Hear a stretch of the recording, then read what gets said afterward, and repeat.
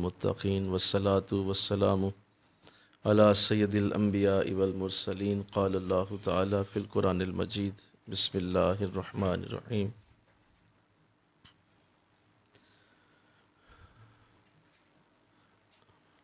افلا یتدبرون القرآن ام علی قلوب اقفالها صدق اللہ العظیم رب اشرح لی صدری ویسر لی امری واحلل عقدۃ من لسانی یفقہوا قولی ان اللہ وملائکتہ یصلون علی النبی یا ایہا الذین آمنوا صلوا علیہ وسلموا تسلیما۔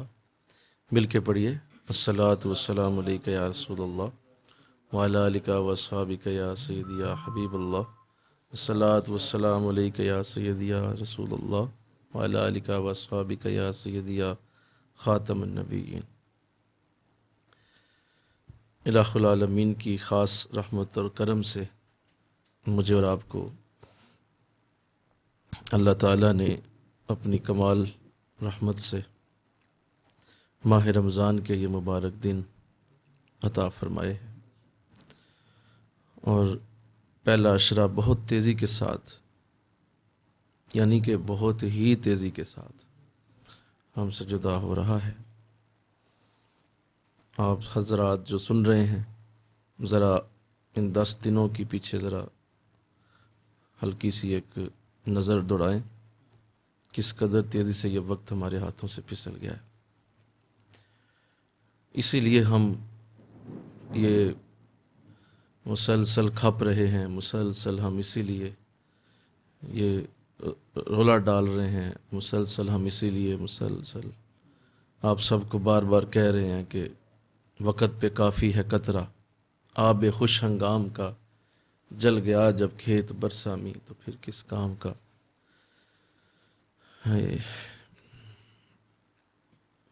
کھیتوں کو دے لو پانی، بہہ رہی ہے گنگا، کچھ کر لو نوجوانوں، اٹھتی جوانیاں ہیں۔ آپ ابھی اگر کبھی قبرستان کا چکر لگائیں اور آپ وہاں مردوں سے پوچھ کے دیکھیں کہ اگر کوئی ایسا موقع بن جائے کہ فرض کیا جائے کہ وہ پوچھ کے آپ ان سے دیکھیں کہ آپ کی کیا آرزو تھی، کیا خواہش تھی، تو وہ سارے ایک ہی بات کریں گے کہ ہمیں تو پتہ ہی نہیں چلا کب ہم موت کا شکار ہو گئے، اور کتنے ابھی پلان باقی تھے، کتنی ہماری آرزوئیں ابھی ہونے کو تھیں، کتنے دل میں ارمان تھے، کتنی خواہشوں کے ہم نے ابھی بیج بوئے ہوئے تھے، یہ بھی کروں گا، وہ بھی کروں گا، ایسا بھی ہو جائے گا، یہ بھی ہوگا، وہ بھی ہوگا۔ تو یہ سارا کچھ جو ہے وہ دل میں ہی رہ گیا، اور وہ ساری حسرتیں لے کے ہم قبر میں آ لیٹے۔ تو ایسا ہی ہے، اور یہی ایک تازیانہ ہے، یہی ایک کوڑا ہے جو ہم سب کو اس وقت جگاتا ہے، اور ہم سب بیٹھ کے اللہ کے ذکر کے لیے اکٹھے ہو جاتے ہیں۔ ورنہ نیند کسے نہیں آئی ہوتی؟ کس کا جی نہیں چاہتا کہ وہ آرام کرے؟ کس کا جی نہیں چاہتا کہ وہ لیٹ جائے؟ کس کا جی نہیں چاہتا کہ وہ ریسٹ کرے؟ لیکن بس یہ ایک ایسا درد ہے، ایک ایسا یہ دل کے اندر اٹھتا ہوا ایک طوفان ہے جو ہمیں مجبور کرتا ہے کہ نہیں، وقت بڑا قیمتی ہے، وقت بڑا قیمتی ہے، یہ وقت دوبارہ نہیں آئے گا، نہیں آئے گا، کسی صورت نہیں آئے گا۔ تو جب نہیں آئے گا تو پھر کیوں نہ اس سے کچھ لے لیا جائے، کیوں نہ کیش کرایا جائے۔ یہ تو کچھ ایسی جو ہے وہ حکمتیں ہیں، ورنہ خدا کی قسم سارا دن ہی ہم درس قرآن میں بیٹھے رہیں، اور کوئی ایسا جو ہے وہ ایسا شوق ہے، ایسا دل میں وہ ایک طوفان ہے کہ اگر وہ کھول دیا جائے تو کوئی وقت ہم نہ چھوڑیں۔ لیکن یہ تو حکمتیں ہیں کہ ظاہر ہے ہر وقت اس طرح کی چیز ممکن نہیں ہوتی، نہ ہو سکتی، لیکن اگر آپ شوق کا اندازہ کریں تو یہی ہو۔ تو اللہ اپنی رحمت سے ہمیں یہ دن دے رہا ہے، چند دنوں بعد یہ ختم ہو جائیں گے، پھر کون سے یہ درس اور کون سے یہ کورس، پھر اسی طرح ایک زندگی کی روٹین ہے جو چل رہی ہے۔ لہٰذا آپ سب بڑے خوش نصیب ہیں، آپ اپنی اس خوش نصیبی پہ ناز کریں، آپ کو چاہیے کہ آپ ناز کریں، آپ اس پہ اللہ کا شکر ادا کریں کہ آپ کو اللہ نے اپنی کرم نوازی سے ان سوتوں ہوئے میں نہیں رکھا، ان سوئے ہوئے میں آپ کو نہیں رکھا ہوا ہے، اور آپ کو جاگتے ہوئے میں رکھا ہوا ہے۔ مرنے کی ضرورت کیا ہے یہ جاننے کے لیے کہ آپ جنت میں ہیں یا دوزخ میں؟ یہ فضول بات ہے کہ آپ مرنے کا انتظار کریں اور پھر آپ جانیں کہ آپ دوزخ میں ہیں یا جنت میں۔ یہ فضول باتیں ہیں۔ آپ کا آج یہ پورے کا پورا دن یہ بتا دے گا کہ آپ کہاں ہیں۔ ایک دن سے وہ کہا جاتا ہے کہ پوری دیگ جب بنائی جاتی ہے تو پوری دیگ کھا کے نہیں چکھتے کہ اس کا ذائقہ کیسا ہے، کہ پوری دیگ کھاتے ہیں، ایک آدھ اس میں سے دانہ لیتے ہیں چاول کا، ایک آدھ اس میں سے بوٹی اٹھاتے ہیں اور اس کو چکھ کے اندازہ کر لیتے ہیں کہ پوری دیگ بولو کیسی ہے، اس کا ذائقہ کیسا ہے، اس کے اندر مسالہ کیسا ہے، یہ بھنی ہوئی یا نہیں بھنی ہوئی ہے، ابلا ہوا ہے نہیں ابلا ہوا ہے، کچا ہے۔ وہ ایک آدھ دانے سے ہی پوری دیگ جج ہو جائے گی۔ بالکل ایسے ہی انسان کی زندگی کے ایک آدھ دن سے ہی اندازہ ہو جاتا ہے کہ یہ انسان مرنے کے بعد کہاں جانے والا ہے۔ جیسی تیری زندگی ہے ویسی ہی تیری موت ہے، جیسی تیری موت ہے ویسی تیری قبر ہے، جیسی تیری قبر ہے ویسا تیرا حشر ہے، اور جیسا تیرا حشر ہے ویسے ہی تیری جنت ہے یا دوزخ۔ تو یہ شروع کہاں سے ہوا؟ ابھی، آج، اس دن سے۔ تو اس لیے بزرگوں نے فرمایا کہ اللہ والے تو ایک لمحے کی اس برکت سے ہی پوری زندگی کے نور کو بندے کو دے دیتے ہیں، کیونکہ ان کے پاس جو تھوڑی دیر کے لیے بیٹھتا ہے وہ اس کے اندر ایسا نور ڈال دیتے ہیں کہ وہ ایک لمحے کا نور پوری زندگی پہ محیط ہو جاتا ہے۔ الحمدللہ۔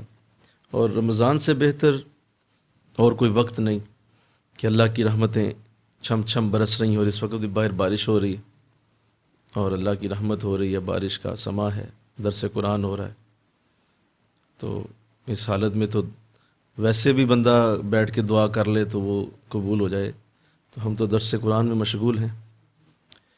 این سعادت بزور بازو نیست، اللہ اس کو ایسے جاری اسی ہیں جو انسان سوچ بھی نہیں سکتا۔ تو ایسے انداز بنائے گئے ہیں کہ پریوں کی طرح جناب اڑتی ہوئی آ رہی ہے، اور پھر جو ہے وہ گلاب کے پتوں میں بیٹھی ہوئی ہے، اور ایسے جیسے ایک تستلسمی سا ماحول ہے، اور جیسے کہ پتہ نہیں مطلب کہاں سے وہ پرستان سے آئی ہے۔ شوہر بھی دیکھ کے اس کی بھی آنکھیں چندھا گئی ہیں کہ یہ کون سا جو ہے وہ ایک نور اتر آیا ہے آسمان سے۔ تب تو ایسے بہت سارے معاملات بنائے گئے ہیں، پھر وہ چکا چوند کے اندر روشنیاں، اور پھر لائٹنگ، اور پھر جو ہے وہ سجی سجائی گاڑیاں۔ تو چلو یہ تو سب کچھ ہو گیا جناب، ہو گیا آپ کی آرزو پوری، اور زیادہ تر کی صرف آرزو اتنی ہی ہوتی ہے، بس یہیں تک بیوی ہوتی ہے، وہ کہتے ہیں بس بیوی اتنی ہی ہے، اور جو بچی ہے اس کا بھی ذہن یہیں تک اٹکا ہوتا ہے کہ یہ میرا حق تھا جو میں نے لے لیا ہے، یہ جو دنیا نے مجھ پہ پھول پھینک دیے ہیں، یہ جو میری لائٹنگ میں میری واہ واہ ہو گئی ہے، اور میرا مطلب ایک کلوپیٹرا جیسا میں نے جو حلیہ بنا لیا ہے، وہ سارا کچھ میرے حق تھے، وہ میں نے لے لیے۔ اب اس کے بعد اس کا تصور ہی نہیں ہے کہ بیوی کیا ہوتی ہے۔ اب اس کے بعد اگلے معاملات کیا ہیں، اور گھر کے اندر جا کے کیا کرنا ہے، اور معاملات آگے جو اصل بیوی کے شروع ہوتے ہیں، اس کا تصور ہی کوئی نہیں سیکھنے کا۔ 6 مہینے پلاننگ ہوگی کہ کہاں جانا ہے میک اپ کے لیے، کہاں جانا ہے کپڑوں کے لیے، کہاں جانا ہے جناب یہ فلاں چیز خریدنے کے لیے، کہاں جانا ہے یہ کون سی چیز کہاں سے بہتر ملے گی، میں کپڑے اٹیچی کے اس میں جو ہے اپنی جوتیاں کہاں سے لوں گی، یہ ساری چیزیں خریدی اور ان کو لیا جا رہا ہے۔ اور جو بیوی کے اصل معاملات ہیں، نہ کسی عالم دین سے پوچھے جا رہے ہیں، نہ باپ سے بات ہو رہی ہے، نہ کسی استاد سے گفتگو ہو رہی ہے، نہ ماں سے پوچھے جا رہے ہیں کہ میرے معاملات وہاں کیا ہیں، جب میں اس گھر کے اندر جاؤں گی تو میری کیا حیثیت ہوگی، میں نے کیا کیا کرنا ہے وہاں جا کے، اس کے اوپر کوئی ڈسکشن ہی نہیں ہے۔ تو چونکہ وہ پہلا ہی جو سٹیپ ہے وہ غلط جا پڑا، آپ نے تربیت نہیں لی اور آپ نے سمجھداری کا مظاہرہ نہیں کیا۔ بے شک آپ بڑا سمجھدار، آپ کی تعلیم بہت اچھی ہے، آپ نے MBA کیا ہوا ہے، آپ نے MSc کی ہوئی ہے، آپ نے MA انگلش کیا ہوا ہے، MA اردو کیا ہوا ہے، آپ بظاہر بڑی پڑھی لکھی ہیں، لیکن بیوی ہونا ایک الگ حیثیت ہے، اس کا ایک الگ معاملہ ہے، وہ ایک الگ طریقے سے دیکھا جائے گا، اس کی چیزیں الگ ہیں، اس کے معاملات الگ ہیں، اس کی اللہ رسول کے ہاں جو تعلیم اور ادب ہیں وہ الگ ہیں. میں بہت پڑھی لکھی ہوں, میں نے کالج سے پڑھا ہوا ہے, میں نے, بھائی یہ الگ چیز ہے. بیوی ہونا ایک زمین آسمان کے لیے ایک فرق کا معاملہ بنتا ہے. تو وہ پتہ ہی کوئی نہیں. اس سے جو ہے کام بہت خراب ہوتا ہے. جب ایسی بچی پھر اگلے گھر جاتی ہے تو چونکہ ٹریننگ صفر ہے, تو آپ نے کیا کیا ہے, آپ نے ایک فوجی کو کپڑے پہنا دیے, کپڑے پہنا دیے فوج والے, اس کے سر پہ ہیلمٹ بھی دے دیا, بوٹ بھی اس نے گھٹنوں تک چڑھا لی ہیں, اور بہترین اس نے بٹن شٹن بند کر لیے, اور آپ نے اسے میدان جنگ میں اتار دیا ہے. ہاتھ میں اس کے بہترین نئی 7mm کی گن دے دی ہے. گولی انہیں چلانی نہیں آتی, نشانہ اسے لینا نہیں آتا. سامنے دشمن آ جائے تو کیا کرنا ہے, دائیں ہو تو کیا کرنا ہے, بائیں ہو تو کیا کرنا ہے, لیٹنا کیسے ہے, کرالنگ کیسے کرنی ہے, گرنیڈ کیسے پھینکنا ہے. وہ ساری ٹریننگز ہیں بھائی, وہ لمبی ٹریننگز ہیں. تو آپ نے کیا کیا ہے, آپ نے ایک فوجی تیار کیا ہے اور اسے آپ نے رنگ میں یا میدان جنگ میں اتار دیا ہے. بالکل یہی معاملہ ہے. بیوی بنی ہے وہ فوجی کی مثال ہے, اور وہ سسرال میدان جنگ ہے. وہاں آپ نے اپنی بچی کو اتار دیا ہے بغیر ٹریننگ کے. اب جس طرح اس فوجی کا حال ہوتا ہے کہ وہ سینے پہ کھائے گا گولی یا کھائے گا ماتھے کے درمیان میں, کیونکہ سامنے ٹرینڈ لوگ ہیں, ساس ٹرینڈ ہے, سسر ٹرینڈ ہے, ان کی عمریں گزری ہوئی ہیں, وہ ان کی 40 سال کا تجربہ ہے. آپ نے اسے بغیر ٹریننگ کے اس کو رنگ میں کیوں اتارا, آپ نے کیوں نہیں اس کو سمجھایا. اب جو ہی وہ ایسا فوجی اترتا ہے تو وہ تو ترن والا ہے, اس کو تو شدید ترین وہ جو ہے وہ ذلت کی موت مرنا پڑے گا. تو بالکل ایسے ہی جو بچی ایسی ہوتی ہے کہ اسے یہ بات سمجھ نہیں ہوتی کہ اس نے قرآن و حدیث کے آئینے میں اپنی حیثیت کو دیکھنا ہوتا ہے. مل کے کہو سبحان اللہ. یہ اس کی ٹریننگ ہے, یہ قرآن و حدیث کا آئینہ جو ہے یہ اس کی ٹریننگ ہے, جو اسے بتاتا ہے کہ یہ تمہارے وہ آداب ہیں جو تم نے سیکھنے ہیں بیوی کے طور. تو آئیے وہ ٹریننگ وہ کیا ہیں جن کو لینا چاہیے, اور اللہ خیر فرمائے میری اور آپ کی جو ہے وہ زندگیوں میں. ہماری بچیاں خاص طور پہ جس کی بیٹیاں ہیں وہ بھی اس بات کو سمجھے, کل کو اس نے بھی اپنی بیٹی کو بھیجنا ہے تو پہلے یہ چیزیں سکھا دے. میں خدا کی قسم اس پہ جتنا بھی آج تک کلام کر چکا ہوں, شاید وہ جو ہے وہ میری اپنی بھی اس حوالے سے بڑی ریسرچ رہی. قبلہ عالم کے ساتھ بھی پوری بک ہم نے لکھی اسی ٹاپک پہ. آئیے ازدواجی زندگی خوشگوار بنائیے, اور کوشش کی کہ حق ادا ہو. مطلب ہر دوسرے دن مجھے جو فون آتے ہیں یا جو رابطے ہوتے ہیں دنیا بھر میں, وہ یہی ہیں. 90% لوگ انہی جھگڑوں میں اپنی زندگی ضائع کر گئے, اپنی لائف سپوائل کر گئے, کہ انہیں ٹریننگ نہیں تھی, سمجھ نہیں تھی, لیکن کیا کیا بیچاروں نے جو ہے شادی کر لی. شادی کے بعد وہ جناب حالات کے لپڑ پڑے کہ آج تک جو ہے وہ اس کی گونج سنائی دیتی ہے. اس کی بڑی تکلیف ہے. مطلب آپ یوں سمجھ لیں کہ ہر دوسرا گھر اس کا شکار ہے. چلو دوسرا نہیں, زیادہ کہہ دیا, ہر پہلا گھر اسی کا شکار. ہر گھر کے اندر یہی مسئلہ ہے. ساس سیٹ نہیں ہو رہی, بیوی آ گئی ہے تو وہ سیٹ نہیں ہو رہی, وہ جی مجھے یہ خواہش, یہ خواہش, یہ خواہش, یہ خواہش. تو آؤ, سب سے پہلی چیز جو بیوی کو چاہیے وہ ہے کہ وہ یہ سیکھ کے آئے کہ اس نے ہر صورت اطاعت اور فرما برداری کرنی ہے. یہ پہلی چیز ہے بیوی کے لیے. کیا ہے بولو؟ اطاعت اور فرما برداری. یعنی وہ پہلے سے یہ سیکھ کے آئے کہ میں کسی کے نیچے رہوں گی. کیا رہوں گی جی؟ نہیں رہنا, میں نیچے نہیں ہو سکتی. یہ پہلا اصول ہے شادی شدہ کامیاب زندگی کا بیوی کی طرف سے. ابھی شوہر پہ بھی آؤں گا. بیوی کی طرف سے پہلا اصول ہے کہ اس نے اپنی اطاعت اور فرما برداری کو سب سے پہلے رکھنا ہے. اور یاد رکھو میں ایک بات کرنے لگا ہوں، اس کو ذہن میں رکھنا. کامیاب شخص دنیا میں وہ ہوتا ہے جو کسی کے نیچے لگ جائے، جو کسی کی چھتری کے نیچے رہے، کسی کے نیچے لگ کے رہے، چاہے وہ ماں باپ ہیں بولو، چاہے وہ استاد ہے، مرشد ہے، پیر ہے، بڑا بھائی ہے، بڑی بہن ہے، کوئی عزیز ہے، دوست ہے، بڑا ہے اس سے عمر میں، تو اس کے نیچے رہے، اس کے نیچے رہے گا تو بچے گا. یہ دنیا میں اصول ہے جی کہ جو بڑے ہوتے ہیں ان کے اوپر زیادہ حملے ہوتے ہیں، جو چھوٹے ہوتے ہیں وہ بڑوں کے نیچے ہونے کی وجہ سے بچ جاتے ہیں. چھوٹی چیزیں بچ جاتی ہیں، بڑی چیزیں تباہ ہو جاتی ہیں، ختم ہو جاتی ہیں. تو یہ پہلا اصول ہے، اطاعت و فرما برداری. مطیع بن کے رہے،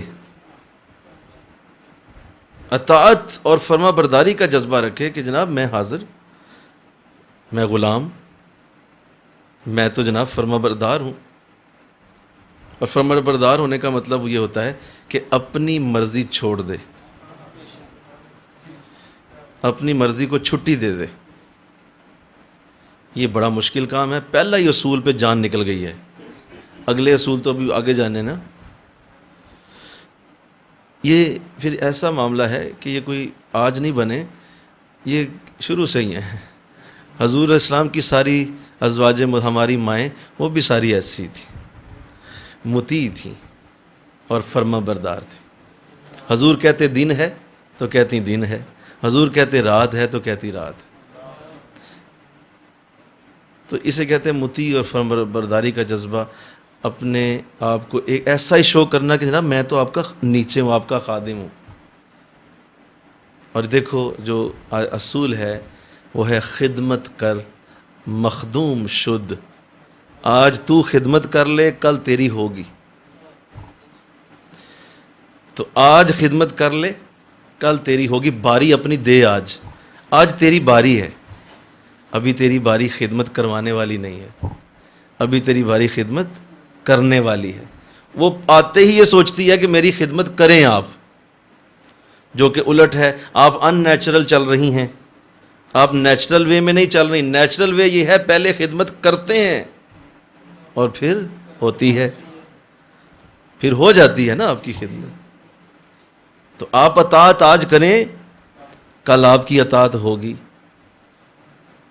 کل آپ یقیناً اطاعت والی ہوں گی. کیونکہ اللہ تعالیٰ نے کبھی بھی ایسا نہیں کیا. دنیا کے اندر جس نے جس کے ساتھ اطاعت کا جذبہ اختیار کیا، اللہ نے اس کو ضرور اطاعت والے لوگ دیے جو اس کی اطاعت کرتے رہے. یہ اصول ہے، اٹل اصول ہے، ضرور دیے.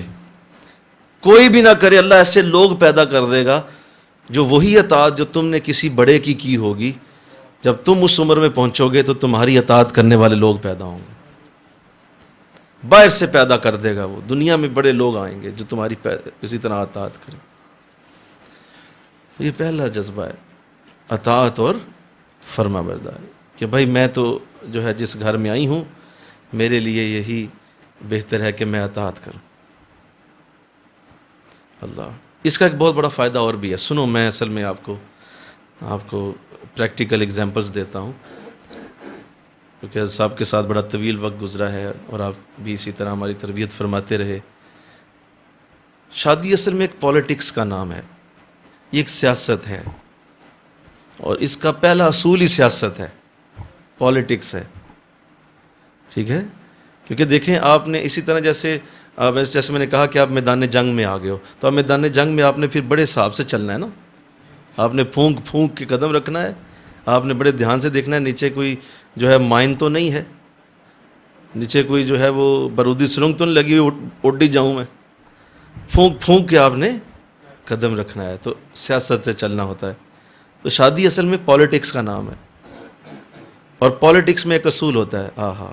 سنو، پالیٹکس کا پہلا اصول یہ ہوتا ہے کہ اگر آپ کے سامنے آپ سے بڑا آ جائے نا، تو پالیٹکس یہ ہوتی ہے کہ آپ بیک سٹیپ پہ جاتے ہیں. آپ کہاں جاتے ہیں جی؟ آپ اس سے ٹکراتے نہیں ہیں. پالیٹکس کا پہلا اصول یہ کہتا ہے کہ تم برباد ہو جاؤ گے، تمہارے پڑھچے اڑا دے گا یہ بندہ، کیونکہ یہ تم سے پہلے اس رنگ میں بیٹھا ہوا ہے، اس کو زیادہ پتہ ہے. لہذا ابھی ذرا اس کے داؤ پیچ دیکھ لو، بیک سٹیپ پہ چلے جاؤ. یہ ہے پالیٹکس. اور شادی بھی ایک پالیٹکس ہے. آپ نے جاتے ہی، کہنا تو نہیں چاہیے، ویسے سمجھانے کے لیے کہہ رہا ہوں، اور مائنڈ بھی نہ کرے کوئی کہ یہ ہمیں کیا کہہ رہے ہیں، یہ سمجھانے کے لیے. گدھے کو باپ بنائیں. آپ کی نظر میں پتہ ہے بے وقوف ہی ہے، لیکن چونکہ وہ اس وقت ابھی ذرا بھائی پاور میں ہے، ابھی پاور میں ہے، تو اس کو اپنا باپ بنا لیں. ٹھنڈے ہو کے بیٹھ جائیں، پیچھے ہٹ جائیں، بیک سٹیپ پہ ہو جائیں، کوئی گفتگو نہ کریں، کوئی اس کے اگینسٹ کاؤنٹر نہ کریں، کوئی اس کے اوپر ریئیکٹ نہ کریں، اپنے ماں باپ کو نہ بتائیں، کسی طرح سے بھی کچھ بھی نہ کریں، کیونکہ آپ پالیٹکس کھیل رہے ہیں، آپ سیاست کھیل رہے ہیں. اور یہ ضروری بھی ہے، اس میں کوئی حرج بھی نہیں، بولو کوئی حرج نہیں. آپ اپنی زندگی کو کرنے کے لیے دیکھو نا، آپ کاروبار جب کرتے ہیں کتنی سیاست کھیلتے ہیں آپ لوگوں سے، کتنا کچھ لوگوں کی چیزیں برداشت کرتے ہیں، کتنا اونچ نیچ دیکھتے ہیں، اور پھر کہیں آپ بزنس کر رہے ہوتے ہیں. تو یہ بھی ایک بزنس ہے یار. آپ ایک گھر میں گئے ہیں، اب وہاں جا کے آپ نے سیٹل ڈاؤن ہونا ہے، تو پہلا اصول اطاعت اور فرما برداری. اور اللہ کو یہ بڑا پسند ہے کہ جب بندہ جھکتا ہے تو اللہ اس کو بلند کرتا ہے. تو اس پہلے اصول کو سمجھ آیا ہے؟ انشاءاللہ کہہ دیجیے. اللہ توفیق دے. اس پہ بڑی گفتگو ہے، میں نے اشارے ہی کرنے ہیں، کیونکہ یہ ٹاپک ایسا ہے کہ میں چاہتا ہوں سارا ہم اوور ویو کر لیں. اشارے کر رہا ہوں میں، باقی آپ پہ چھوڑتا ہوں. دوسری بات جو کہ بیوی نے ہر صورت سمجھنی ہے، ٹریننگ ہے اس کی، اللہ، کہ جس مقصد کے لیے وہ وہاں گئی ہے، جس مقصد کے لیے نکاح ہوا ہے، وہ اس کو جانے. نکاح کا مقصد کیا ہے؟ نکاح کا مقصد کیا ہے؟ آپ 100 دلہنیں جو تیار ہوئی ہیں اور وہ پہنچی ہیں میرج ہال میں، ان کو نا دروازے پہ کھڑا کر کے پہلے یہ سوال تو پوچھے ان سے کہ آپ یہاں اندر کیوں جا رہی ہیں، مقصد کیا ہے آپ کا. تو منہ اٹھا کے نا تو پریشان ہو کے دیکھنا شروع ہو جائیں گی کہ یہ تو ہمیں یونیورسٹی کی 16ویں کلاس میں بھی کسی نے نہیں بتایا. او بھائی، اتنا بڑا خرچہ کیا، کس مقصد کے لیے کیا ہے؟ یاد رکھو، نکاح کا مقصد پاکیزہ اولاد کا حصول ہے. کیا ہے جی؟ یہ کوئی مزے کا نام نہیں ہے، یا یہ گھر بدلنے کا نام تھوڑی ہے کہ آپ ایک گھر سے دوسرے گھر میں چلے گئے. بھئی وہاں بھی وہی کھانا پینا ہے، وہاں بھی وہی ٹی وی لان ہے، وہاں بھی صوفے ہیں، بیڈ ہیں، وہاں بھی گھر میں بچے عورتیں مرد سب کٹھے ہی ہیں، ایک جیسا ہی ہے. آپ سارے گھر اٹھائیں، کسی ایک گھر کی مثال لیں، سارے گھر ویسے ہی ہوتے ہیں. کوئی نئی شے تو نہیں وہاں پہ اگنی، وہی ہے، بس نام بدل جائیں گے، چہرے بدل جائیں گے. بولو، لیکن ہیں تو وہی لوگ ہی ہیں نا، مرد ہیں، عورتیں ہیں. تو کیا مطلب آپ کا گھر بدلنے کے لیے نکاح کیا ہے؟ یا کوئی مطلب اس کا تعلق کیا مزے سے ہے؟ تو وہ تو جانور بھی لیتا ہے، جانور لیتا، جانور بھی مزے لیتا، تو شہوت پوری کرتا ہے. تو کیا یہ مقصد؟ یہ مقصد نہیں ہے. نکاح کا مقصد پاکیزہ اولاد کا حصول ہے. لہذا اس کے لیے جتنے بھی لوازمات ہیں انہیں پورا کرے. اکر اسلام نے اسی لیے فرمایا کہ جو ہے وہ، اے میرے صحابہ سنو. حضور اسلام نے جب اس صحابہ کو یہ حدیث بتائی ہوگی، میں سمجھتا ہوں کتنی بڑی اس کے اندر برکت ہوئی ہوگی. آپ نے ارشاد فرمایا، اس عورت سے نکاح کرو جو زیادہ بچے جننے والی ہو، جو اس حوالے سے بہترین ہو، حق زوجیت ادا کر سکتی ہو، اور اس کے لیے جتنے لوازمات ہیں وہ پورے کرے. مثلا ہمیشہ ویل ڈریس رہے، مل کے کہو سبحان اللہ. اپنے کپڑے اچھے پہنے، اپنی ڈریسنگ بہترین رکھے، صاف ستھری رہے، تاکہ مرد کے اندر جذبہ بیدار رہے اور بہترین جو ہے وہ اپنا لک اینڈ فیل بنائے. حق زوجیت کے لیے جو اصل مقصد ہے نکاح کا وہ اولاد کا حصول ہے. تو اولاد کا حصول جو ہے وہ اٹریکشن سے ہوتا ہے. اٹریکٹیو پیپل جو ہوتے ہیں انہیں اللہ یہ جلدی سعادتیں دے دیتا ہے، کیونکہ جب وہ جذبے سے محبت سے حق زوجیت ادا کرتے ہیں تو اللہ ان میں برکت پیدا فرماتا ہے. تو یہ دوسرا اصول ہے کہ کسی صورت بھی اس سے پیچھے نہ ہٹے، اپنے آپ کو ہمیشہ اس کے لیے تیار رکھے اور تمام جو اس کے لوازمات ہیں وہ پورے کرے. تیسری بات بڑی اہم ہے اور وہ یہ ہے کہ اپنے خاوند کا دل سے احترام کرے. ابھی میں نے اطاعت کہا، وہ اور چیز تھی. اطاعت اور چیز ہے. اطاعت یہ ہے کہ آپ نے اپنے آپ کو ہمیشہ ایک غلام کی طرح اور اس طرح اپنے آپ کو بنانا ہوتا ہے کہ میں جناب جو آپ کہیں گے ہوگا. اسے اطاعت کہتے ہیں. احترام کہتے ہیں دل کے اندر محبت کرنا، دل میں پیار ہونا، احترام کا جذبہ. اگر وہ موجود نہیں بھی ہے تو اس کی اسی طرح محبت دل میں ہو جس طرح موجودگی میں ہوتی. یہ بہت بڑا اصول ہے. زیادہ تر میاں بیوی میں احترام کا جذبہ نہیں ہوتا، ایک دوسرے کا احترام نہیں کرتے. احترام کرے اس کا اور اس کی بات کو آنر کرے. میرے میاں نے کہا ہے ٹھیک ہے، میرے میاں نے بات کی ہے بس ٹھیک ہو گیا، انہوں نے بات کی ہے ٹھیک ہو گیا. یہ احترام کا جذبہ جو ہے یہ آپ کو یہ سکھاتا ہے کہ جو میرا میاں کہے گا وہ سپر بات ہوگی باقی باتوں سے، اس کے اوپر عمل ہوگا. احترام خاوند. آپ میں سیدہ طیبہ طاہرہ زاہدہ عابدہ راضیہ مرضیہ خاتون جنت حضرت فاطمہ الزہرا رضی اللہ تعالی عنہا کی مثال دینے لگا ہوں. احترام دیکھیں کتنا ہے کہ حضور علیہ السلام لینے آئے، ملنے آئے، کہا حضور تشریف لائیے. آپ نے اپنی چادر بچھا دی، حضور بیٹھ گئے، آپ نے ماتھا چوما، ہاتھ چومے، حضور نے بھی ماتھا چوما، ہاتھ چومے. تو بیٹھ گئے تو فرمایا حضور کس لیے آمد ہوئی ہے؟ فرمایا بیٹا آج چاہ رہا تھا کہ آج آپ میرے ساتھ چلیں، میں آپ کو ساتھ لے جاؤں اور کچھ وقت کٹھے ہم گزاریں. تو لینے آیا ہوں. اب لینے کے لیے محبوب خدا آئے اور لینے بھی اپنی سب سے عزیز صاحبزادی کو آئے تو کیسے جذبے ہوں گے دل میں، کیسے دل میں خوبصورت انداز ہوں گے کہ بیٹی کو لینے جا رہا ہوں، اور کتنے جذبے سے گئے ہوں گے کہ واپس لاؤں گا تو بیٹھیں گے اکٹھے ہوں گے. تو آپ کی کیسی دل کے اندر ایک لگن ہوگی کہ اپنی بیٹی کو لینے جا رہا ہوں.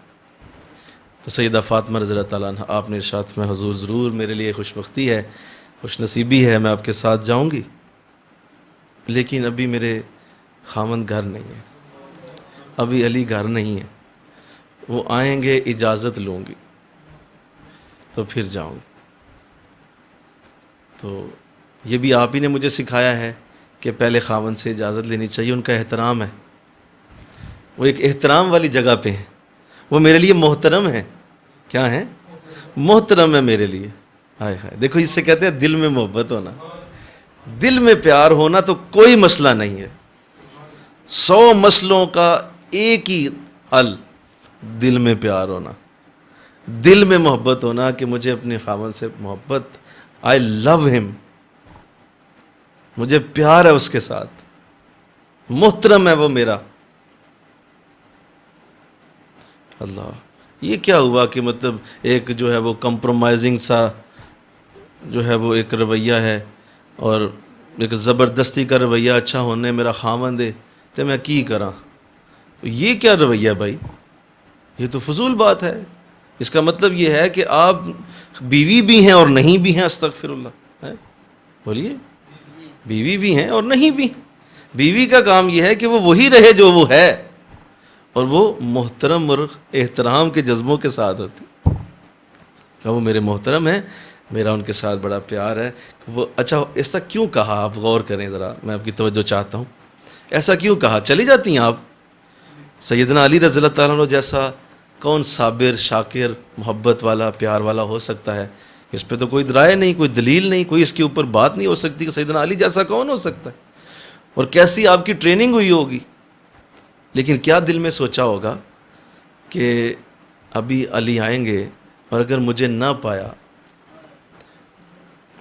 پایا تو ہو سکتا ہے دل میں یہ آئے کہ میرا انتظار ہی کر لیتی.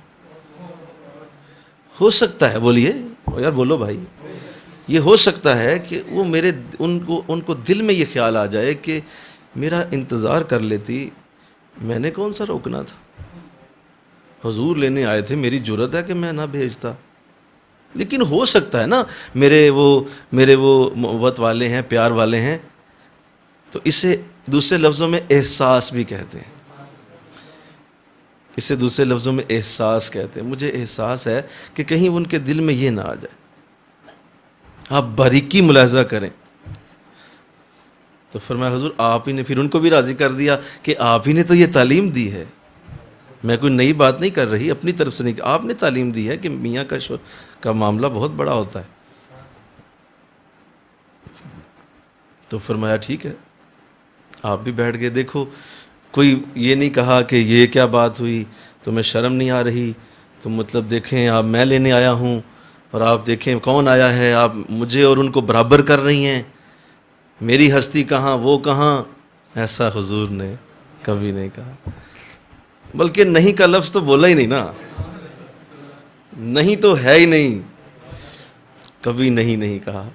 کہا ٹھیک ہے، بہت اچھے، انتظار کر لیتے ہیں. انتظار کرتے رہے، وقت گزرتا رہا. حضرت علی اپنے وقت کے حوالے سے جتنا وہ وقت تھا ان کا، جب وہ آتے تھے اپنے وقت پہ ہی وہ آئے. جو ہی اندر داخل ہوئے، زیارت ہوئی تو خوشی سے جو ہے وہ نہال ہو گئے. حضور آپ میرے گھر میں، میرا نبی آیا، محبوب خدا آئے ہیں میرے گھر. ایسا کیسا پیار ہوتا تھا. دن میں 24 گھنٹے بھی ملتے تو جذبہ یہی رہتا تھا. 24 گھنٹے بھی ملتے تو جذبہ یہی رہتا تھا کہ میری خوش نصیبی کہ آپ کی میری خوش نصیبی کہ آپ سے ملاقات. یار یہ کیسے لوگ تھے. بندہ مل کے نا کیجول سا بھی ہو جاتا ہے نا. اور زیادہ تر لوگ جو اپنے حضرت کے بہت قریب رہتے ہیں وہ مارے جاتے ہیں، کیونکہ ان کے اندر یہ ادا نہیں ہوتی. یہ ادا ان کے اندر نہیں. وہ ایک کیجول سا بنا لیتا، اچھا روز ہی ملنا، تو وہ کیجول سا بنا کے ضائع ہو جاتا. صحابہ جتنا قریب ہوتے اتنا ادب بڑھتا جاتا، محبت اتنی زیادہ ہو جاتی. بڑی خوشی کا اظہار کیا، کر اسلام بھی خوش ہوئے، ملے. تو ارشاد فرمایا حضور، آپ نے فرمایا علی میں تو کافی وقت سے بیٹھا ہوں، اجازت لینی تھی کہ بیٹی کو ساتھ لے کے جانا. حضرت علی رو پڑے. فرمایا حضور یہ کیا کہہ رہے ہیں آپ، میری اجازت کی ضرورت تھی، آپ لے جاتے. فرمایا نہیں، فاطمہ فرما رہی تھیں کہ آپ کی اجازت چاہیے. فاطمہ فرما رہی تھیں کہ اگر آپ اجازت دیں گے تو بہتر ہوگا. اور کیا ہوتا ہے تاکہ میں اسی طرح پھر شوہر کو سمجھوں اور میں اسی جذبے سے شادی کروں. تو آپ نے ارشاد فرمایا اگر شوہر کے سارے جسم پہ بدبودار پیپ بھی پڑی ہو اور تمہیں زبان سے اسے چاٹنا پڑے تو پھر بھی تمہارے لبوں پہ اف نہیں آنا چاہیے. زبان سے چاٹنا پھر بھی نہ آنا ہے. لہذا یہ تو اتنا بڑا معاملہ بولو احترام کے حوالے سے. اور سیدہ عائشہ رضی اللہ عنہا، آپ نے اس سے بھی آگے جا کے ایک بات بڑی خوبصورت کی ہے، اور آگے تو ہے نہیں، حدیث حضور کی تو بات سب سے بڑی ہے، لیکن آپ نے ذرا انداز بدل دیا ہے. آپ نے ارشاد فرمایا کہ اگر عورت اپنے شوہر کے جوتے کے اوپر مٹی لگی ہوئی دیکھے اور اس کو اپنے رخسار سے صاف کرے تو بھی حق ادا نہیں ہوگا. کس سے صاف کرے؟ گال. یہ بڑا خوبصورت ہوتا ہے یہ حصہ عورت کا. سیدہ عائشہ فرما رہی ہیں کہ اگر رخسار سے بھی اسے صاف کرے تو بھی حق ادا نہیں. تو یہ ہے احترام. مل کے کہو سبحان اللہ. اللہ توفیق دے. اس کے بعد اگلا ہے کہ یہ حق ہے شوہر کا کہ وہ اس کی اصلاح کرتا ہے. تو اصلاح کے لیے ظاہر ہے وہ اس کو ضرور کچھ نہ کچھ سمجھاتا ہے، کچھ نہ کچھ بتاتا ہے. تو وہ اصلاح کی اگر وہ کوشش کرتا ہے تمہاری، تو اس کے سامنے ایسی گفتگو نہ کرے کہ نہیں میں نے اصلاح نہیں کروانی. وہ نصیحت کرنا شوہر کا حق ہے، وہ اس نے کرنی ہی کرنی ہے کہ بھئی یہاں تم ٹھیک ہو اچھی بات ہے، یہاں غلط ہو صحیح ہو جاؤ، یہاں غلط ہو صحیح ہو جاؤ، یہ بھی تم نے صحیح نہیں کیا صحیح ہو جاؤ.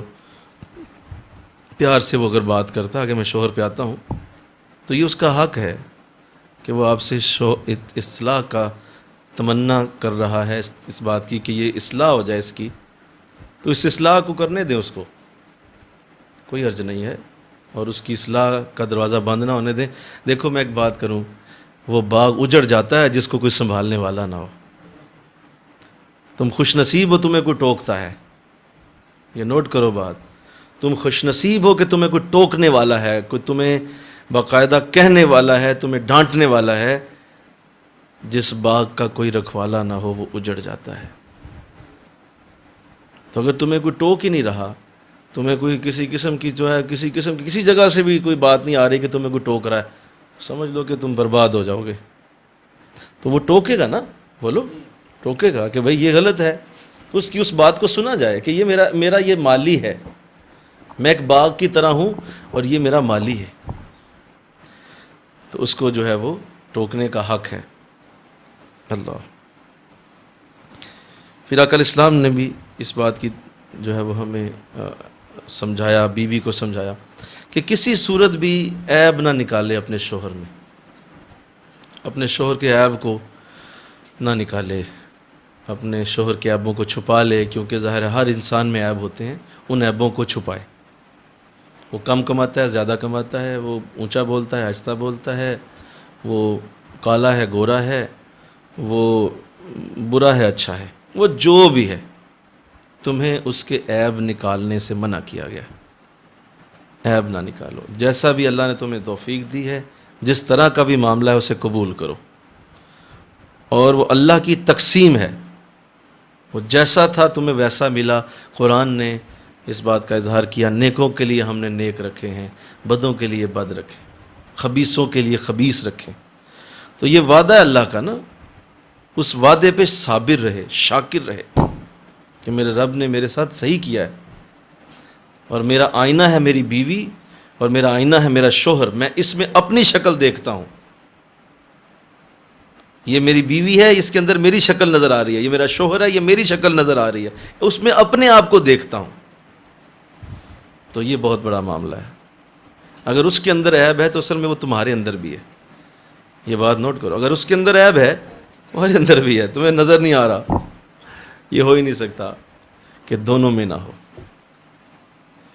تو لہٰذا ابھی تو یہ باتیں اس لیے بڑی بعض اوقات عجیب لگتی ہیں کہ نہیں اسی میں ہوگا. اسی میں کیوں ہوگا؟ تیرے اندر بھی ہے اور ٹھیک ٹھاک ہے. تو اللہ اس سے معفو. عیب نہ نکالا جائے، خوبیوں کو بیان کریں، عیبوں کو چھپا لیں. دنیا عیبوں سے بھری پڑی ہے، ساری جگہ عیب ہی عیب میں. بولو سمجھدار آدمی وہ ہوتا ہے جو اس میں سے اچھی چیزیں اٹھاتا ہے، اچھی باتیں چنتا ہے اور باقی چیزوں کو چھوڑ دیتا ہے، عیبوں کو چھوڑ. آخری بات، بیوی کو پھر ہم لیو آؤٹ کر دیں گے کیونکہ باتیں بہت ہیں، لیکن میں چاہتا ہوں موٹی موٹی باتیں ڈسکس ہوں. شوہر کے رشتہ داروں کو بے شمار عزت دے اور اپنے رشتہ داروں پہ اسے فوقیت دے. یہ ہر صورت ضروری ہے. اپنے رشتہ داروں کو کم تر سمجھے اور شوہر کے رشتہ داروں کو بلند کر دے. یہ بہت ضروری ہے، اور اگر کسی نے ایسا نہ کیا تو کبھی بھی کامیاب زندگی نہیں ہوگی. اپنے رشتہ داروں کو اہمیت دی جا رہی ہے، بہن بھائی ہیں، اپنی ماں باپ ہیں تو اس کو زیادہ، اور ان کی طرف کم توجہ ہے تو آپ ان بیلنس ہو جائیں گے. آپ نے ان کے رشتہ داروں کو زیادہ عزت دینی ہے، آپ ان کے رشتہ داروں کو کم دینی. اپنے رشتہ داروں کو چھوڑ دیں، کم دیں، انہیں ٹائم کم دیں، ادھر زیادہ وقت دیں. اب کیونکہ آپ کا اصل گھر یہی ہے، آپ کا اصل گھر یہی. آج چونکہ میں نے اس لیے میں نے اس کو ٹیلر کیا ہے، چیزوں کو کاٹ کے رکھا ہے، اپنے سامنے رکھ دیا ہے ان چیزوں کو، کیونکہ آج یہ مسئلے بہت زیادہ ہیں.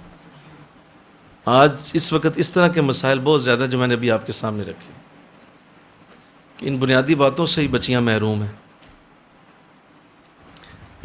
اوکے، آئیے اب شوہر کی طرف آتے ہیں.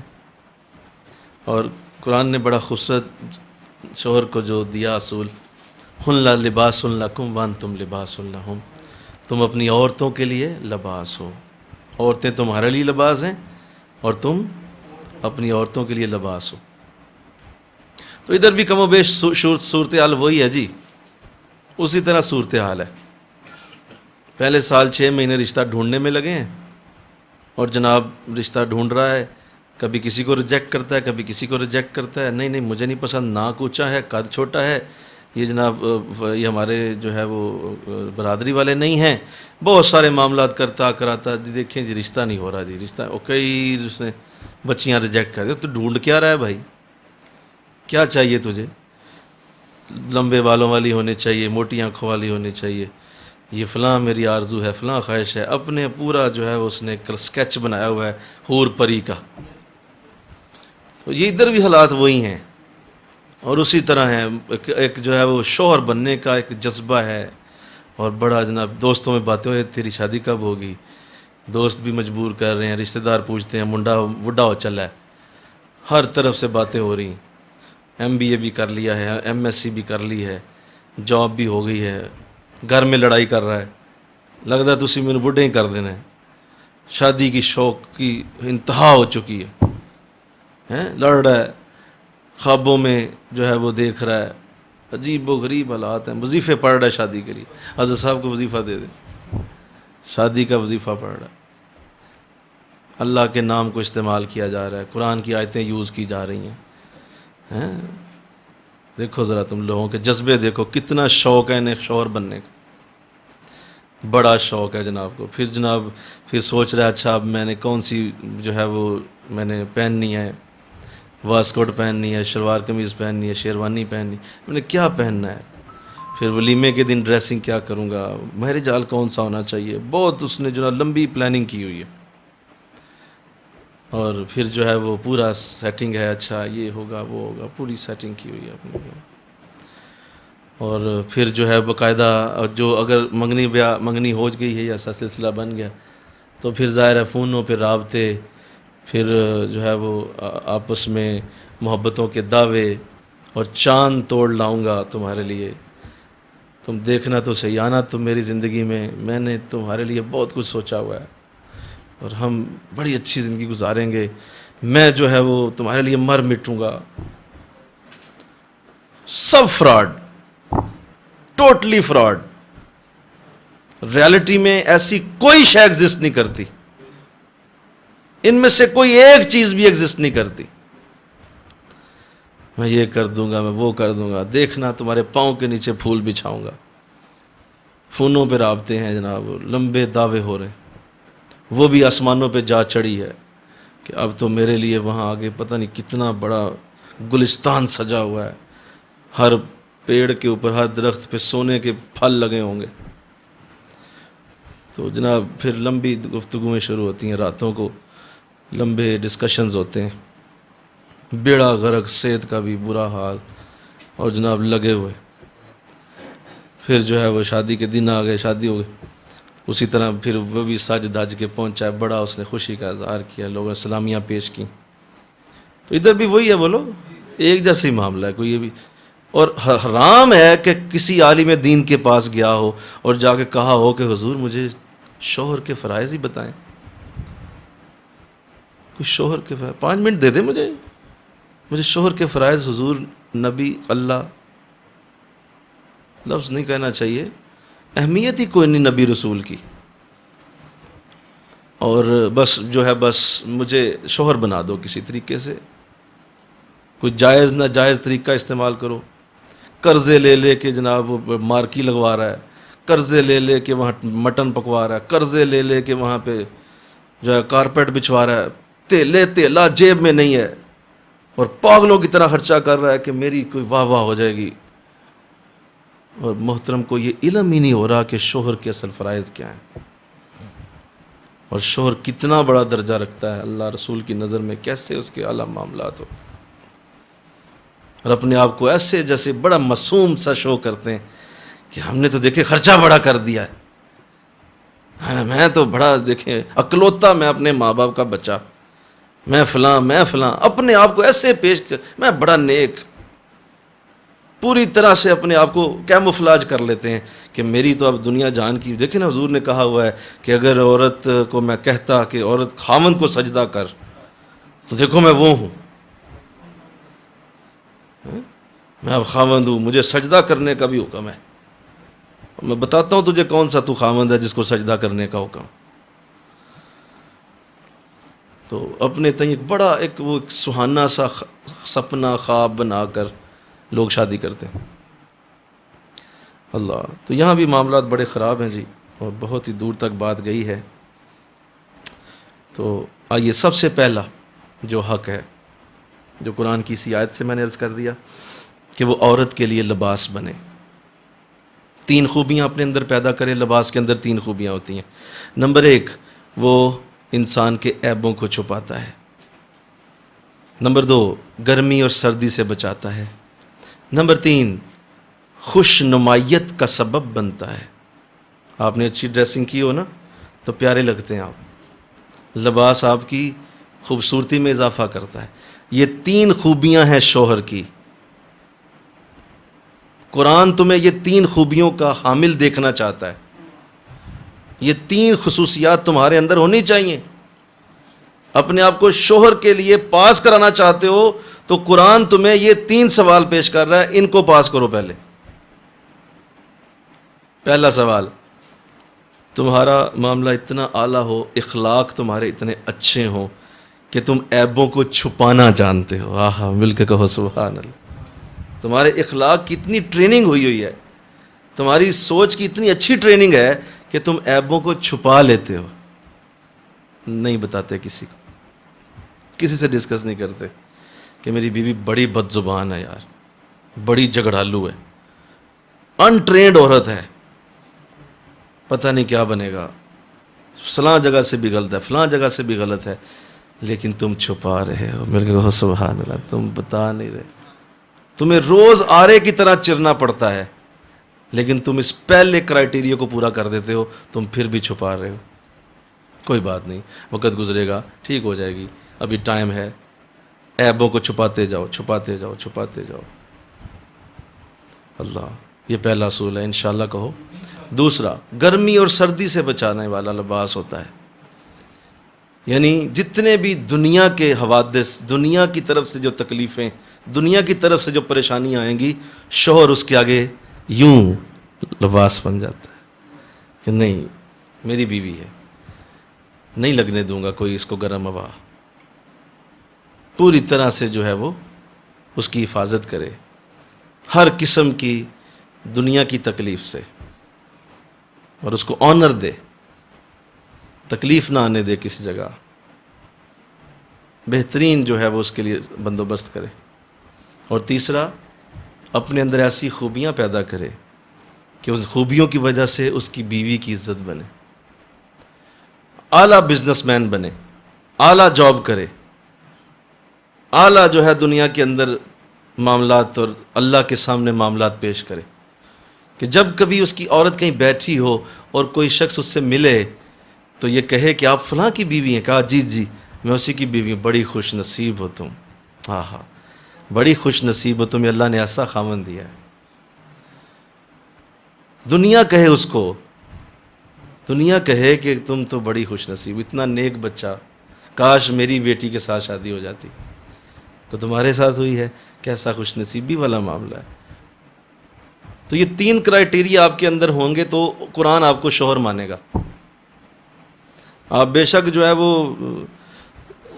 20,000 کا جو ہے وہ میک اپ کروا کے تو آپ میرج ہال پہنچ گئے، قرآن کی نظر میں آپ شوہر نہیں ہیں جب تک یہ 3 آپ کرائٹیریا پورے نہیں کرتے۔ انشاءاللہ کہو۔ تو یہ 3 کرائٹیریا پورے کرنے ہیں۔ اس کے بعد بہت بڑا معاملہ جو میں آپ سے ڈسکس کرنا چاہتا ہوں، ہر لحاظ سے اپنی بیوی کو ایک خاوند کے لیے پہلا یہ لازمی جو میں نے عرض کر دیا قرآن سے، اور دوسرا جو لازمی معاملہ ہے جو قرآن نے بیان کیا، حضور الاسلام نے بیان کیا، کہ اپنی بیوی کے لیے دنیاوی معاملات میں بہترین اخراجات کا بندوبست کرے، اس کو اچھا کھانا کھلائے، اچھے کپڑے پہنائے، اس کو کوشش کر کے محنت کر کے اس کے لیے جو ہے وہ دنیا کی نعمتیں اکٹھی کرنے کی کوشش کرے، حلال اسے کھلائے، اخراجات کا بندوبست کرے، تنگی نہ آنے دے اس پہ۔ یہ لازم ہے کہ اس کو اخراجات کی طرف سے تکلیف نہ آئے۔ وہ تم سے کچھ طلب کرے تو فوراً اس کو لا کے دو۔ یہ نہیں میرا مطلب کہ اب وہ تم سے بحری جہاز مانگ لے تو تم اسے بحری جہاز بھی لا کے دو، یہ مراد نہیں ہے، لیکن جو اس کی جائز ضرورتیں ہیں وہ ساری پوری ہونی چاہیے۔ آپ اسے تنگ رکھ رہے ہیں، آپ اسے بیچاری وہ محکوم ہے، پہلے ہی وہ دبی ہوئی ہے، آپ اسے اور دبا رہے ہیں، تو یہ آپ کے شوہر ہونے کا کوئی حق نہیں، ایسا معاملہ نہیں۔ تو جناب اب آپ نے کمانا بھی ہے، اب آپ نے باہر جا کے محنت کرنی ہے تاکہ آپ کی بیوی کو اللہ برکتیں اور رحمتیں عطا کرے، اخراجات کا بندوبست کرے۔ تیسرے نمبر پہ نرمی اور شفقت کا رویہ اپنائے، نرم رہے اس کے ساتھ۔ نرمی، یہ میں نے اس لیے یہ چیزیں سامنے رکھی ہیں کہ یہی آج کے دور کی اس وقت پرابلمز ہیں۔ نرم رہے، اس لیے کہ وہ پہلے ہی آپ کے نیچے ہے، مطیع ہے۔ اپنے خادم کے ساتھ اونچی بولنا یہ کہاں کی بہادری ہے؟ جو آپ کا نوکر ہے، خادم ہے، اس کے ساتھ لڑ رہے ہیں آپ، اپنے سے برابر کے ساتھ لڑیں ہاں ذرا، یا اپنے سے ذرا اونچے سے لڑ کے دیکھو، بھئی وہ پہلے ہی تم سے نیچے ہے۔ نرمی، شفقت کا رویہ، نرم رہیں۔ نرم رہیں گے تو بڑے سے بڑے پتھر کو بھی جذب کر لیں گے۔ پانی نرم ہوتا ہے نا تو سارا کچھ اپنے اندر جذب کر لیتا ہے، کچھ بھی آئے پانی میں چلا جائے گا کیونکہ وہ نرم ہوتا ہے۔ آپ بھی نرم بن جائیں، ہر شے آپ کے اندر جو ہے وہ سما جائے گی۔ آپ نرم بنیں۔ نرمی بہت بڑی، میں اس پہ پوری گفتگو کر چکا کہ نرمی بہت بڑی اللہ کی نعمت، جس کو اللہ نرم بنائے۔ اس کے مزاج کو سمجھے، اس کے مزاج کو سمجھے کہ یہ تیز مزاج عورت ہے، اس کے ساتھ کیسے چلنا ہے، یہ غصہ مزاج ہے، کیسے چلنا ہے، یہ سست ہے، کیسے چلنا ہے، یہ فلاں چیز کو نہیں پسند کرتی، کیسے اس کے ساتھ اب چلنا ہے، یہ فلاں چیز کو پسند کرتی ہے، اب کیسے چلنا ہے۔ مزاج کو سمجھے، اپنا مزاج نہ اس کے اوپر تھوپنے کی کوشش کرے۔ کوئی بھی شخص کسی دوسرے کا مزاج اپنے اندر نہیں لا سکتا، یہ نوٹ کرو بات، کوئی بھی شخص کسی دوسرے کا مزاج اپنے اندر نہیں لا سکتا، اپنا مزاج ہی اس کا ہوتا ہے۔ اس کو سمجھے کہ بھائی یہ اس وقت سونا چاہتی ہے، یہ اس وقت اٹھنا چاہتی ہے، یہ اس وقت باہر جانا چاہتی ہے، اس وقت اس کا موڈ کیا ہے، یہ کیا بات کرنا چاہ رہی ہے، اگر میں اس کے اگینسٹ جاؤں گا تو کیا ہوگا، یہ سمجھے۔ مزاج شناس آدمی کبھی ناکام نہیں ہوتا۔ اللہ حوصلہ افزائی کرے، حوصلہ افزائی کرے، تعریف کرے۔ بہت بڑی عورت کی کمزوری ہے یہ، تعریف، پریز، تعریف کرے۔ آج بہت اچھے کپڑے پہنے ہیں، بہت اچھی لگ رہی ہیں، محبت کا اظہار بار بار کرے، پیار کے اظہار کرے۔ ہمارے لیے تو آپ ہی سب کچھ ہیں۔ اس طرح کے الفاظ اب بولنا بنتے ہیں، شادی سے پہلے نہیں، اس وقت اور بات تھی، اب بولنا بنتے ہیں یہ الفاظ۔ بولو، حوصلہ افزائی کرو، مسکراؤ، حوصلہ افزائی کرو۔ بہت اچھا کھانا بنایا آج، بہت اچھی آپ نے آج جو ہے وہ یہ بڑی اچھی گفتگو کی، بڑی اچھی بات کی آج آپ نے، میں نے آگے بھی سنائی ہے لوگوں کو، آپ نے آج بڑا اچھا جملہ بولا۔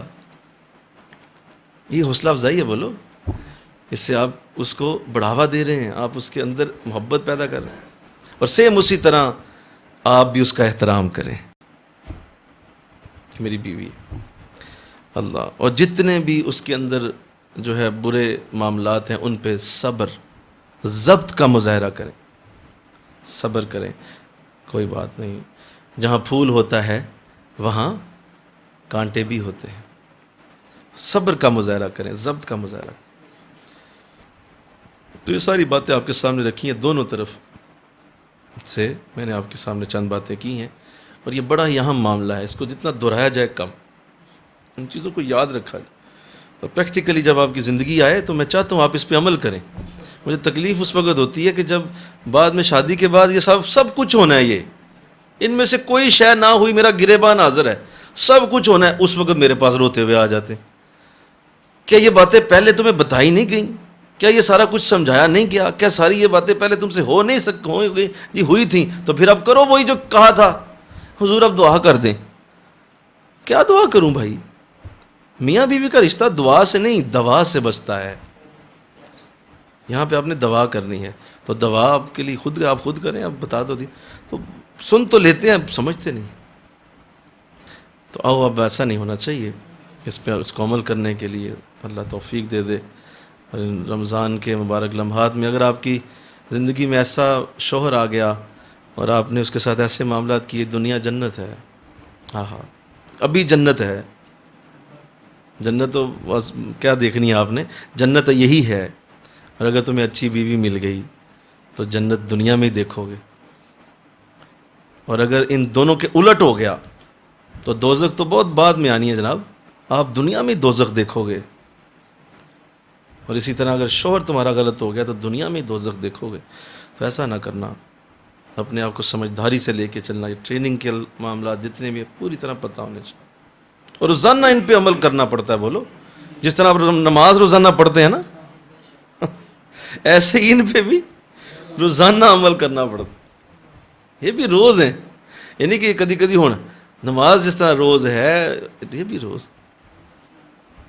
اللہ توفیق عطا فرمائے۔